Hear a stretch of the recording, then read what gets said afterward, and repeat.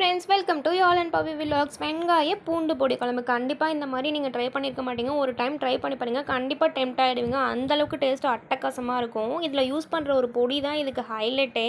இதில் நம்ம நிறைய நல்லெண்ணெய் பூண்டெல்லாம் சேர்த்து செஞ்சுருக்கிறதுனால உடம்புக்கு கொஞ்சம் ஹெல்த்தியும் கூட. அது ½ அன் ஹவருக்கு முன்னாடியே நான் ஒரு பெரிய நெல்லிக்காய் சைஸ் புளியை ஊற வச்சுட்டேன். இப்போ பொடி ரெடி பண்ணிக்கலாம். அரிசி, வெந்தயம், மிளகு, சீரகம், வரமல்லி, ஓமம், வெள்ளை எள்ளு இது எல்லாத்தையும் கொடுத்து நல்லா ட்ரை ரோஸ்ட் பண்ணிக்கோங்க. ட்ரை ரோஸ்ட் ஆகும்போதே கொஞ்சமாக கடலப்பருப்பு சேர்த்துக்கோங்க. 2 கொத்து அளவுக்கு கருவேப்பிலை சேர்த்துக்கோங்க. நல்லா ட்ரை ரோஸ்ட் ஆனதுக்கப்புறமா வறுத்து தனியாக அரைச்சி எடுத்து வச்சுருங்க.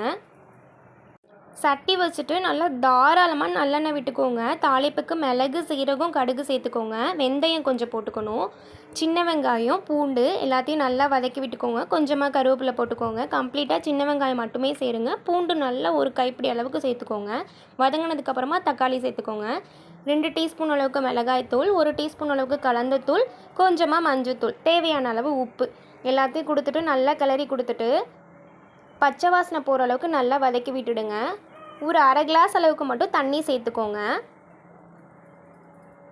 தண்ணி சேர்த்து நல்லா கொதி வந்ததுக்கப்புறமா கெட்டியாக கரைச்சி வச்சுருக்க புளி அது கூட சேர்த்துக்கோங்க.